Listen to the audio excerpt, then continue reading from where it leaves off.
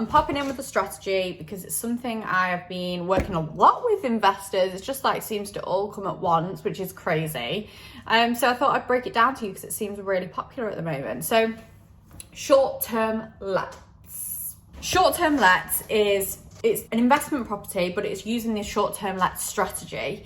And what that basically means is you are renting out your property as a short-term rental, so usually holiday rentals, very much like the Airbnb model, that type of thing. And it's kind of short-term, so there's kind of no long-term commitment, so even shorter than a tenancy agreement, anything from one night to a week, etc. And it helps landlords really maximize their rental income. Now, it's a high-risk strategy, but high rewards. I know a lot of landlords use this, and it's a way of doubling, sometimes tripling, 4 times the income they would get by just a standard let.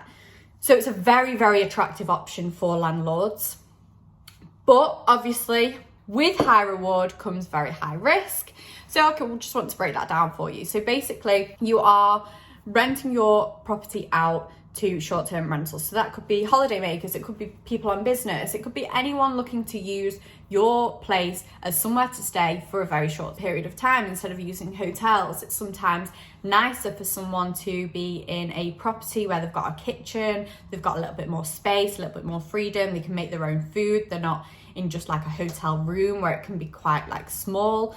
So it's a really attractive option. And I think short-term lets is an incredible strategy to really help you maximize profits. But that being said, it'll only work for a very specific type of property. Now, I think location is a huge, huge factor on your success of a short-term let, because really, to make sure you are maximizing profits from a short-term let, you need to make sure that it's rented out most nights, or it's booked for most nights, to make sure that you're making enough money. And if it is, then you are probably going to hit those very high returns. But if it's not, you're at risk of actually losing money. So you need to make sure that it's in a desirable location. So for holidays, for example, there's certain places people wouldn't go on holiday, certain people definitely would go on holiday. So like the lakes is an excellent example. Blackpool's been a really popular place for short-term lets.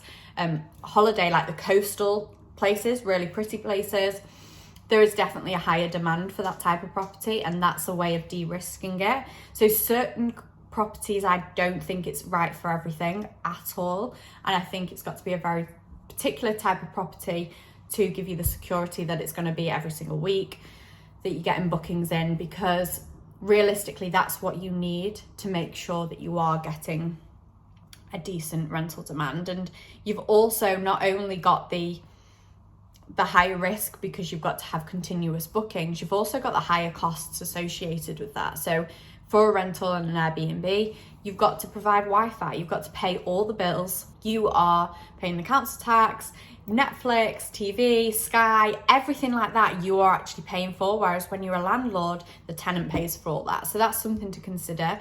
You've also got much higher management because people are in and out all the time. So all that laundry you now have to do, because you have to include that. You have to arrange the towels, you have to arrange the clean after each person's been in.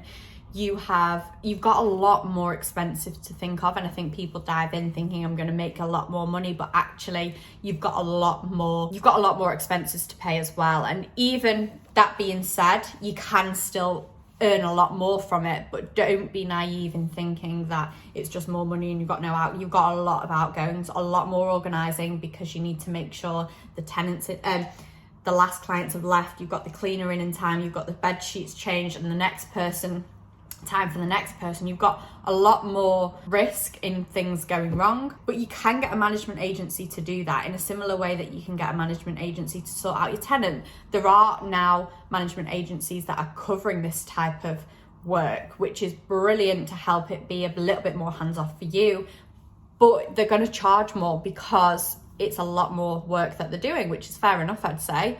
And they are asking for higher percentage of the profits for that reason, which is absolutely fair enough, I'd say, fair game, because you need it to make it happen, because it is like a full-time job. You're almost becoming a hotel, and you've got to make sure that all those services are included and available. But if you do it right, guys, it can be a really, really lucrative opportunity. And it can be good fun, because you can design the house, you're getting reviews online, and you really start to build momentum with it. So it's a really cool strategy. It's become a lot more popular in recent years through the help of Airbnb, and there's a lot more management services, and people are a lot more geared up for it. Also, with COVID, people are doing a lot more staycations, so it's been a lot more popular in that aspect as well. So it's kind of like a brilliant time to be involved in it, and that's probably why I'm seeing it more and more and more. But definitely take into account both sides of that situation, because you are going to get more rental income, but you've got other expenses. You're getting paid more because you've got more to do. So it's a cool strategy, one to look into. By no means is it a passive strategy without the right systems in place. And if that goes to everything in property, with the right systems in place, it can be a passive business. But without that, you are going to really struggle to keep on top of that, especially if you're in a full-time job, because that alone is a full-time, getting consistent people into the property, changing beds, XYZ. It can be a lot of work. So unless you've got the right systems in place, I'd say that's going to be a lot of hard work, but it's a profitable one. So it can be very, very worth its time, and it's working for a lot of people. Again, if you're looking at a property to do this strategy for, the things I'd consider are locations, number of bedrooms. So group bookings, it's really, really popular, because it makes it a lot cheaper for groups to go away rather than having to have so many different hotel rooms. They can actually all sleep together, and it's quite fun. Not sleep together, that sounds a little bit weird, but like multiple bedrooms. You can make the properties fun and have bunk beds, and like do some like really cool things that make it more attractive to people as well. So that is another cost you've got to remember, is that you've got to fully furnish the properties, and you've got to put TVs in them, fully equipped kitchens. So there is a lot that goes into it, but as you can see through the numbers, and I'm seeing it becoming a lot more popular, it's working. It's a great time to get involved in it. And if you have the right property and the right systems in place, then it will be an amazing way to help you maximize your rental income. If you have any questions, leave them in the comments below. Make sure to subscribe, and I'll see you next time.